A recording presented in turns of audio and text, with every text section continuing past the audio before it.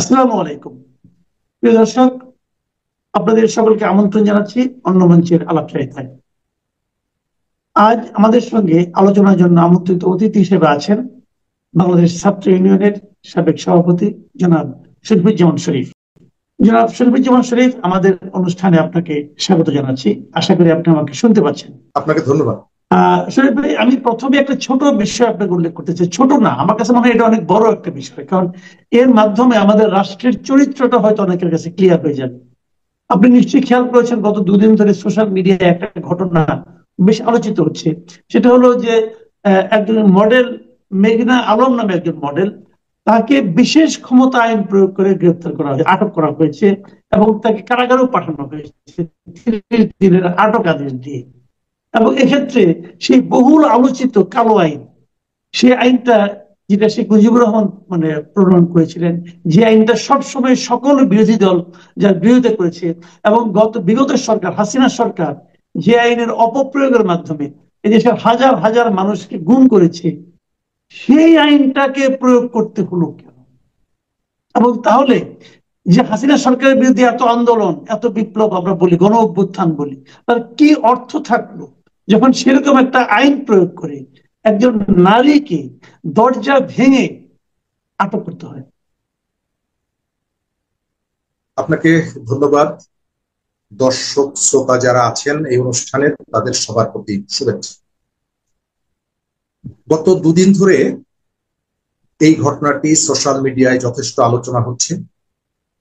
কতগুলো সীমাবদ্ধতার পরেও মিডিয়াগুলোতেও এই সংক্রান্ত কিছু খবর, তথ্য আসছে। যে খবরগুলো আমরা দেখছি এটি উদ্বেগ। গত 15 বছর এই ধরনের অসংখ্য ঘটনা আমাদের এখানে ঘটেছে, এবং ঘটেছে বলেই কয়েকশো মানুষ তাদের জীবন দিয়ে সেই জগদ্দল পাথরের শাসনকে আমরা অবসান ঘটিয়েছি। আমাদের প্রত্যাশা ছিল আমরা একটা নতুন দিনের যাত্রা শুরু করব, কিন্তু একজন নারীকে যে প্রক্রিয়া এবং পদ্ধতি অবলম্বন করে রাতের বেলায় দরজা ভেঙে তাকে গ্রেপ্তার করা হলো, এবং তার পরের ঘটনাগুলো আমরা কম বেশি দেখেছি।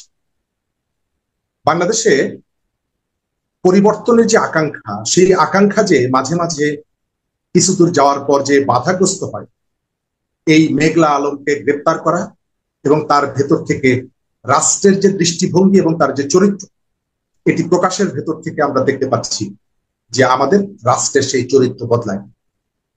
শেখ হাসিনা আওয়ামী লীগ 15 বছরে অসংখ্য প্র্যাকটিসের ভেতর থেকে যে ধরনের একটা দানবীয় শাসন কায়েম করেছিল, আমরা মাত্র 9 মাসে সেই ধরনের কতগুলো ঘটনার যাত্রা আমরা দেখতে পাচ্ছি। শেখ হাসিনার শাসনকে এই ঘটনাগুলো ছাড়িয়ে গেছে আমি বলবো না, কিন্তু ইতিমধ্যেই এই সরকার সেই ঘটনাগুলোর উদ্বোধন ঘটিয়েছে। যেদিন মেঘলা আলমকে গ্রেপ্তার করা হয়, উনি লাইভে এসে বারবার বলছিলেন যে আমার দরজায় আঘাত করা হচ্ছে, আমি 999-এ ফোন করে পুলিশকে পাচ্ছি না।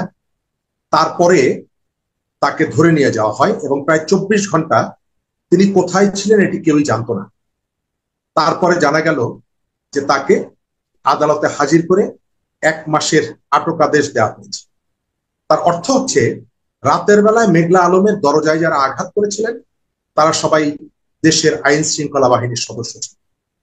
অর্থাৎ একটা ঘটনা আমরা জানছি, এর আগে এই ধরনের ঘটনা ঘটেছে কিনা আমরা জানি না, কারণ মেঘলা আলম প্রযুক্তি জ্ঞান সম্পন্ন হওয়ার কারণে তিনি ফেসবুকে লাইভ করে এই ঘটনাটি দেশের মানুষকে জানিয়ে দিয়েছে।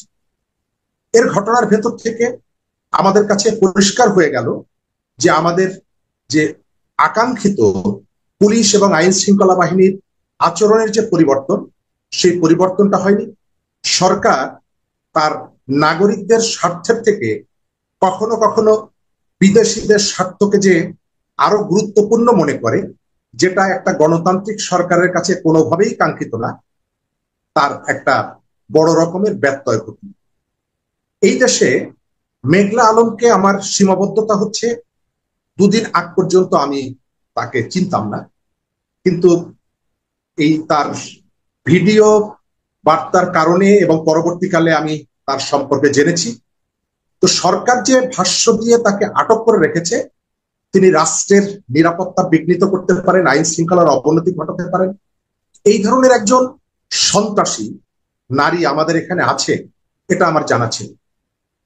এই সরকারের সময় আমরা পুরস্কার ঘোষিত শীর্ষ সন্ত্রাসীদেরকে জেল থেকে বের হতে দেখেছি, আবার একজন নারীকে সরকার তার শৃঙ্খলা বাহিনী দরজা ভেঙে রাতের বেলা এসে ধরে নিয়ে যায় এবং তাকে আটক আদেশ দেওয়ার পর আমরা জানতে পারছি তিনি একটা রাষ্ট্রের জন্য হুমকি স্বরূপ। এই জায়গাটায় এর থেকে ভয়ঙ্কর হচ্ছে রাষ্ট্রের গুরুত্বপূর্ণ দায়িত্বে যারা আছেন।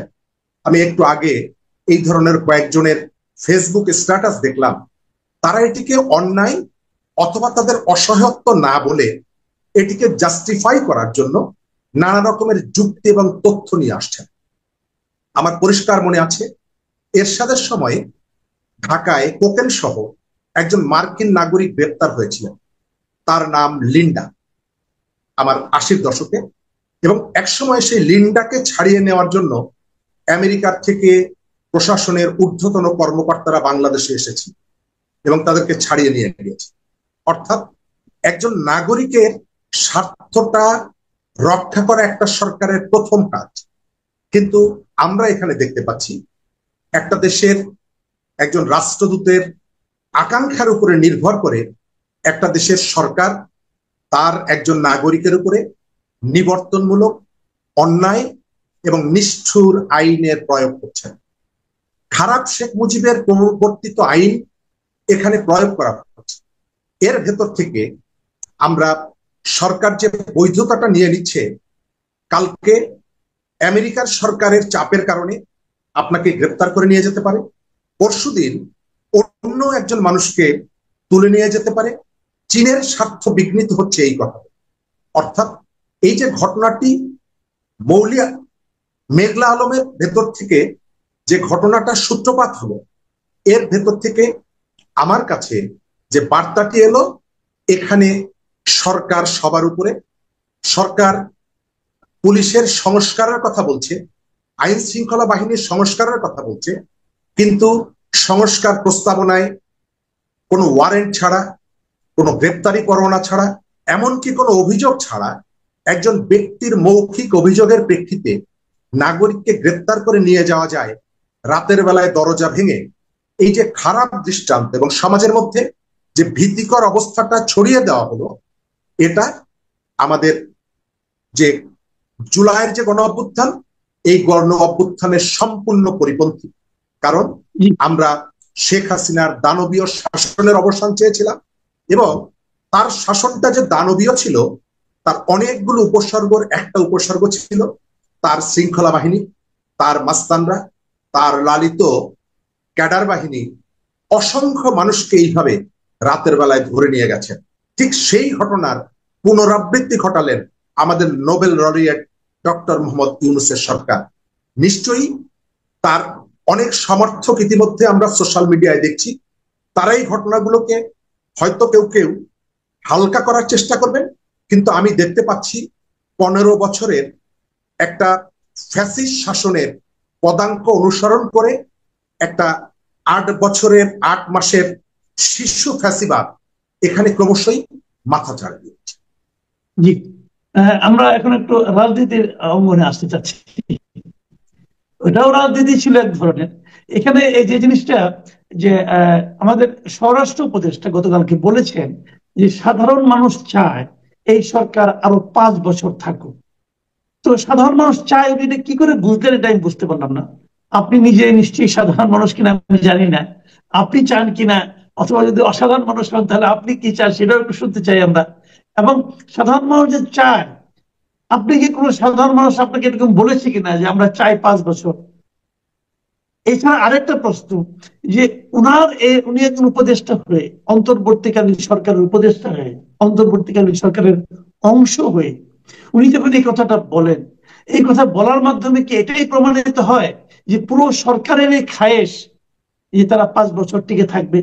এবং এটাকে আমাদের দেশের জন্য যে গণতন্ত্রের প্রত্যাশায় আমরা আন্দোলন করেছিলাম, সেই প্রত্যাশিত গণতন্ত্রের জন্য তার এই খায়েশ, ওনাদের এই খায়েশ কি আপনি ইতিবাচক মনে করেন? ধন্যবাদ।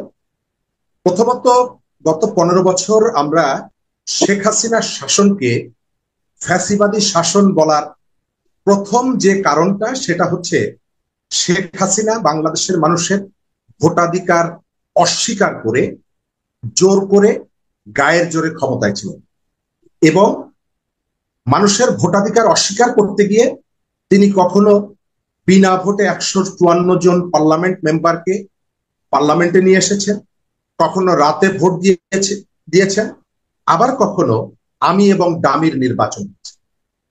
আমরা তার বিপরীতে বলেছি আমরা এখানে একটা সরকার চাই, যে সরকারটা জনগণের ভোটের মধ্য দিয়ে নির্বাচিত সরকার। শেখ হাসিনা তার শাসনামলে একটা কথা বারবার বলতেন যে বেশি উন্নয়ন কম গণতন্ত্র, এবং এই কথাটি বলতে গিয়ে তিনি আরো নানা সময়ে তার লাগামহীন যে বক্তব্যগুলো ছিল, তার একটা কথা ছিল যে এখানে ফেয়ার ইলেকশন হলে বিএনপি এবং জামাত পাওয়ারে চলে আসবে, তারা দেশের ক্ষতি করে দেবে। স্বরাষ্ট্র উপদেষ্টার এই যে বক্তব্য, এই বক্তব্য তিনি প্রথম দিলেন না। এর আগে আপনার মনে আছে সরকারের ধর্ম উপদেষ্টা তিনি কক্সবাজারে একটা অনুষ্ঠানে বলেছিলেন যে শেখ হাসিনা 24 সালে যে নির্বাচনটি করেছিলেন সেটি 5 বছরের জন্য, তার 6 মাস তিনি থেকেছেন, বাকি 4.5 বছর আমরা। এর বাইরেও একাধিক উপদেষ্টা এই কথাটি বলেছে। সাধারণ মানুষের কেউ যদি কোনো ব্যক্তির কাছে বা সরকারের কাছে তার প্রত্যাশার কথা এটি বলতেই পারে, আমি মনে করি সেই অধিকারটা, সেই প্রত্যাশাটা সাধারণ মানুষের আছে। কিন্তু যেটা দেখা যাচ্ছে, সরকারের উপদেষ্টারা এবং সরকারের কাছাকাছি যারা আছেন তাদের কেউ কেউ এই যে বক্তব্যগুলো নিয়ে আসছে, এর পেছনে একটা সুনির্দিষ্ট উদ্দেশ্য আছে। গত কিছুদিন ধরে সোশ্যাল মিডিয়ায় এটি প্রচারিত হচ্ছে, এই কথাগুলি নিয়ে আসা হচ্ছে। গত 2 দিন ধরে আমি দেখতে পাচ্ছি যে আমাদের দেশের মূলধারার যে গণমাধ্যম, এই গণমাধ্যমগুলো এই প্রচারণায় নিজেদেরকে যুক্ত করে ফেলেছে। তারা কতগুলো সোশ্যাল সার্ভে করছেন, তারা কতগুলো জনমত যাচাইয়ের কথা বলছেন, এবং লক্ষণীয় ব্যাপার হচ্ছে এই মিডিয়াগুলো এখন নিয়ন্ত্রণ অথবা পরিচালনা করছেন বিএনপি সমর্থক হিসেবে পরিচিত সাংবাদিকরা, এবং এই বক্তব্যটিও ইতিমধ্যে বিএনপি সমর্থক হিসেবে পরিচিত 2-1 জন বুদ্ধিজীবীও এই কথাটি বলার চেষ্টা করছেন, ডক্টর ইউনূসকে আমরা 7 বছর বা 10 বছর চাই। আমি আগেও বলেছি, ব্যক্তি হিসাবে আমি আকাঙ্ক্ষাটা প্রকাশ করতে পারি, কিন্তু এই প্রক্রিয়ার মধ্যে সাধারণ মানুষের পাশাপাশি আমি দেখছি অনেক সরকারি কর্মকর্তাও তারা এই প্রচারণাটা চালাচ্ছেন। আমার ধারণা এর ভেতর থেকে একটা হাইপ তৈরি করার হচ্ছে একটা উদ্দেশ্য, এবং দেখানো উদ্দেশ্য হচ্ছে, কারণ আপনি জানেন যে এই সরকারটা টিকে আছে সেনাবাহিনীর সমর্থন নিয়ে, রাজনৈতিক দলগুলোর সমর্থন নিয়ে। ইতিমধ্যেই আমাদের সেনাপ্রধান সরকারকে 18 মাসের মধ্যে নির্বাচন করার বিষয়ে 2 বার তার বক্তব্যটা দিয়েছেন। আমি ধারণা করি এখন পর্যন্ত সেনাবাহিনীর স্ট্যান্ডটা হচ্ছে সরকারকে তারা ওই 18 মাসের মধ্যেই নির্বাচনটা করতে বলেন, এবং তারা একেবারে শান্তিপূর্ণভাবে ক্ষমতা হস্তান্তরের প্রক্রিয়ার মধ্য দিয়ে তারা ব্যারাকে ফিরে যেতে চান। সেই জায়গাটায় এই ধরনের একটা বক্তব্য নিয়ে এসে সম্ভবত তাদেরকে দেখানোর উদ্দেশ্য যে তোমরা যে 18 মাসের সময়টা দিয়েছ, দেশের মানুষ কিন্তু 18 মাস চায় না, তারা দীর্ঘ সময় ক্ষমতায় দেখতে চায়।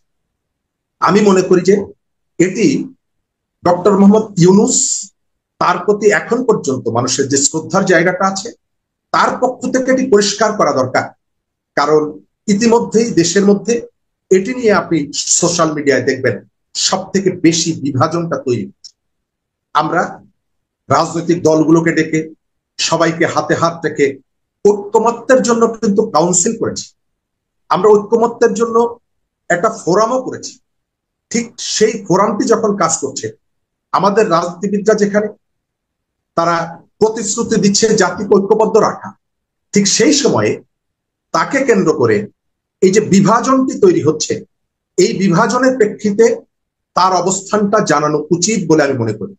একজন উপদেষ্টা যে আকাঙ্ক্ষার কথা বলেছেন এবং জনগণের রেফারেন্স দিয়ে যেটি বলেছেন, এই বিষয়টিও সরকারের পক্ষ থেকে স্পষ্ট বক্তব্য থাকা উচিত। আমি নিজের একজন রাজনৈতিক কর্মী হিসাবে মনে করি এই সরকার দেশে পরিবর্তনের যে কথাগুলো বলছে, বাজার নিয়ন্ত্রণের কথা বলছে, আপনি এই জায়গাগুলোতে প্রায় দেখবেন অনেকগুলো কন্ট্রোভার্সি তৈরি হচ্ছে, দ্রব্যমূল্য, আইন শৃঙ্খলা ইত্যাদি ইত্যাদি নিয়ে। আমি কতগুলো জিনিস খুব মজার সাথে লক্ষ্য করি। বাজার করে হচ্ছেন বাবা, রান্না করেন মা, তার ছেলেটি বা মেয়েটি ওই মায়ের হাতে রান্না খেয়ে ফেসবুকে এসে পোস্ট দিচ্ছেন, বাজার খুব নিয়ন্ত্রণের মধ্যে আছে, আমরা খুব সুখে আছি। বাবাকে যদি জিজ্ঞেস করা যায়, বাবাই হচ্ছে আসলে কতটুকু স্বস্তিতে তিনি বাজার করছেন, এটি বাবাই ভালো বলতে পারে। আমি মনে করি যে আমাদের এখানে যে পাবলিক ওপিনিয়নটা, আমরা হাতির মতো এক একজন এক এক জায়গা থেকে দেখি। বাজারে যে স্বস্তি এবং অস্বস্তি, এটি একজন ভোক্তা হিসাবে পরিবারের এক একজন সদস্যর কাছে এক এক রকম। যিনি বাজার করেন, আয় করেন, তার কাছে একরকম, যিনি ভোক্তা ওই খবরগুলো রাখেন না তার কাছে একরকম। আমি আমার জায়গা থেকে মনে করি ডক্টর মোহাম্মদ ইউনূস অথবা অন্য কেউ বাংলাদেশটাকে যদি আমেরিকার পর্যায়েও নিয়ে যায়, তারপরেও যে এই সরকারটি যে কারণে এসেছে, আমার জায়গা থেকে মনে করি বাংলাদেশকে ওই জায়গাটা নিয়ে গেলেও বিনা ভোটে জনগণের ম্যান্ডেট ছাড়া তাকে আপনি কোনোভাবেই সোশ্যাল ক্যাম্পেইন, অনলাইন অথবা অফলাইন ক্যাম্পেইনের ভেতর থেকে তাকে 5 বছর রাখতে পারেন না। সেই অধিকার সংবিধান অথবা আমাদের যে গণঅভ্যুত্থান হয়েছে সেই গণঅভ্যুত্থান আপনাকে দেয়।